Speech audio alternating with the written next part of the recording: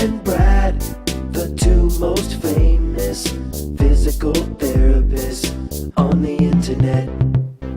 Hi folks, I'm Bob Schrupp, physical therapist. Brad Heineck, physical therapist. Because we are the most famous physical therapists on the internet. In our opinion, of course. Brad, today you want to talk about how do you treat sciatica when you also have spondylolisthesis. Mm-hmm. Did I say it right? I'm close. Spondylolisthesis. I think spondylosis.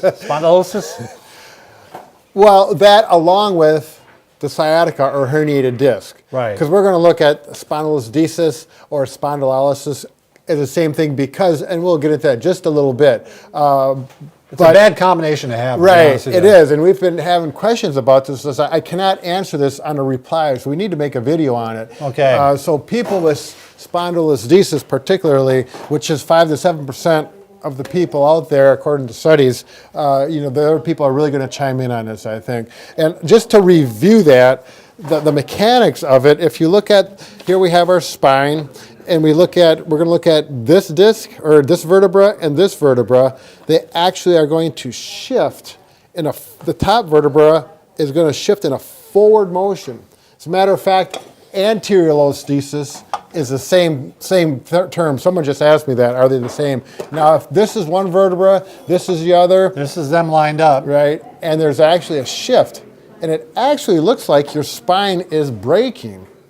It's fracturing, and it kind of is, but this is happening slowly, and everything adapts to it. The spinal cord in the back somehow gets enough room, and hopefully you don't have any paresthesis. The body is a wonderful thing. Right. It's amazing how it adapts to problems. So. Exactly. By the way, if you're new to our channel, please take just a second to subscribe to us. We have the subscribe button here on the left of Brad, your right. We provide videos on how to stay healthy, fit, and pain-free, and we upload every day. Excellent.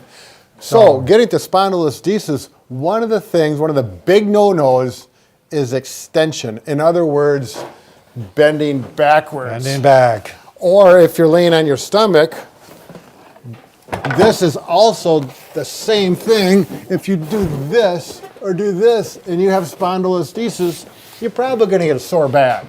If you work overhead a lot, washing the ceiling, painting the ceiling, you're probably going to get a sore back if you got spondylolisthesis. So extension motions are a big no-no. Now, if you have a herniated disc or sciatica, let's take a look at that. Let's just review that a little bit, Bob. Sure.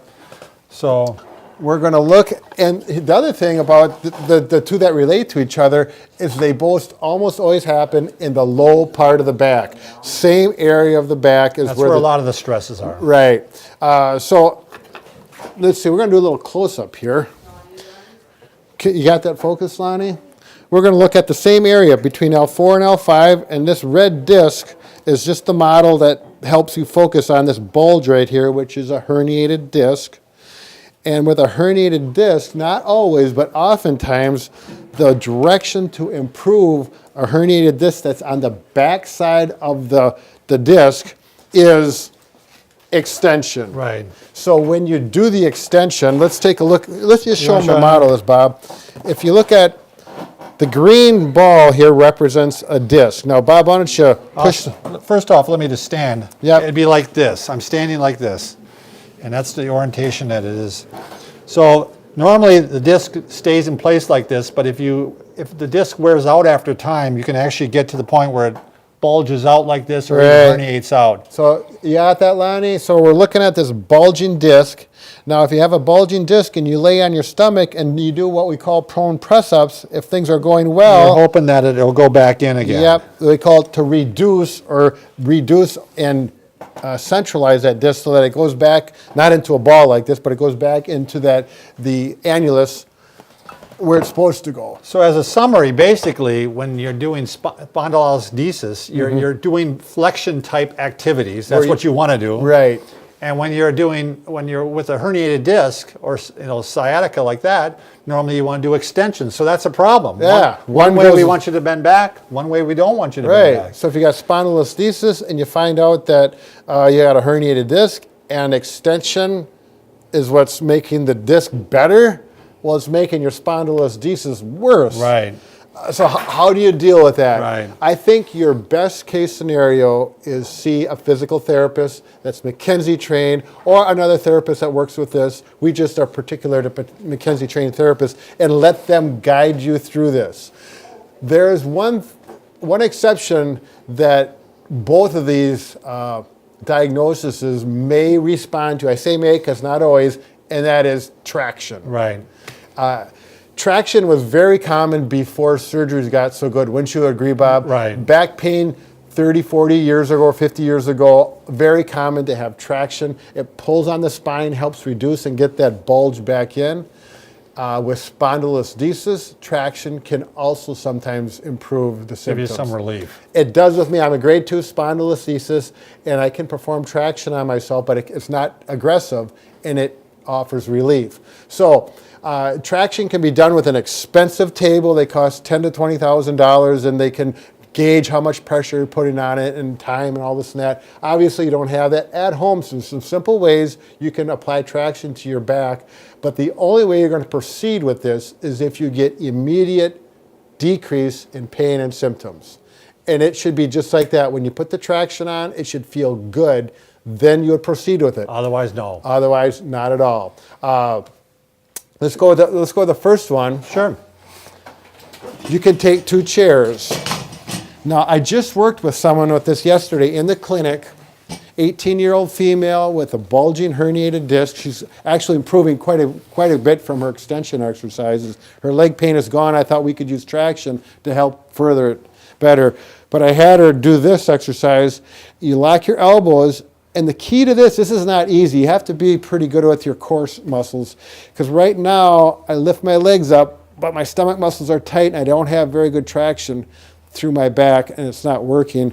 The way to do this, do you have something, Bob? Well, I was going to say just one way is just to kind of just get on your toes. Yes, and exactly. Is that what you're going to show? Yep. Okay. To progressively. Yeah. So here I'm just going to get on my toes, but more weight gradually. Relax your stomach muscles, and actually right now I can feel the traction on my back. So you can really keep in contact with the floor the entire time. Right. Yeah. You're not dangling. Yeah. Actually, I always do, with the exception when I do my pull-up, and we'll talk about that in a little bit. And right now, I'm relaxing my stomach muscles. I can feel the traction on my back. It feels good. I could hang out like this for a while. Usually, you're not going to hang traction for more than 30 seconds. Your arms get tired. What's nice about this is you can do this intermittently throughout the day, though. Exactly. I mean, you can do it every hour. You Yep. can do it. You can do a couple sets of this. Mm-hmm. You can go set for 15 seconds, stop. Do another 15 seconds. I mean, you can, work with Sure. it that way, and then give yourself some relief. And every time it should give you that relief. If it doesn't, stop doing it. Right. The other one that I've just discovered with myself is simply go to a pull-up bar or a solid bar overhead, and like you're going to do a pull-up, you just hang there. And again, just let your legs bend, stretch, and let your stomach muscles relax, and feel that traction through your back. Again, if you have immediate relief, the leg symptoms clearly improve, you're going to hang there. You can do it for 15, 30 seconds, whatever you can hang, as long as the symptoms feel better, because you're going to feel like, oh, this is clearly improvement. If not, don't do it. And by the way, you might get a secondary benefit of helping your shoulder if you're having shoulder problems. Exactly. We have a video on that, but it's been amazing for Brad and I. Our shoulders have never felt better because we've done some hanging and pull-ups. Right. And so We get a lot of neat. comments on people specifically with that exercise to help their shoulders. So it's not just you and I, Bob. It's going worldwide. All right, cool. So let's see. What else did I want to talk about? Inversion table. Oh, yeah, the inversion table. We do have a video on that. I don't have one here, but it's a table you lay down on it, and it's flat, and they're built so that your ankles get not clamped in, but there's a device so it holds your ankles. Hooked in.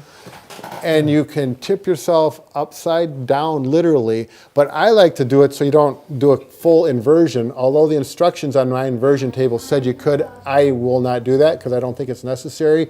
I'd go to a 60-degree angle, and the first time you do it, don't hang too long. Right. You'll get a headache. I had a headache for a long time because I inverted myself at 60 degrees for about 5 minutes, and it was too long. So inversion tables, read the instructions. Bob, can you hook up that? Yeah, I can. Now, you said that, I'll put that video at the end. Okay. You were saying that helped you for a couple of years. And Right. Then it really kind of ceased to help you anymore. Exactly. After, I'm not really sure why. I just know that when I started invert, it's like, it didn't start to hurt necessarily, but it wasn't feeling good. So I just stopped that. Just two other things, Brad. Besides the traction, I think it does still help if you can walk. Yeah. Just walking gets more nutrition to the whole back and stuff like that. So a 20-minute walk. And the other thing, I think core strengthening always helps too. Right. And on a spondylolisthesis, we got a playlist, and I've got some really good core strengthening exercises that will work. And actually, I don't think the way we do them, they're not going to hurt a herniated disc if it's healed. It's coming along. You can start doing them as well. There's some of them that would be good no matter where you're at with the herniated disc. Right, because we're doing them in a fashion that does not flex the low back. Right. So hopefully gave you some ideas there on what to do. It's a difficult situation, right? But it can be done. It can be dealt with carefully and listen to the rules. And again, the best thing is go see a PT that works with it a lot. Then you can be guided by them directly if you have questions. So very good. Thank you. Thanks for watching.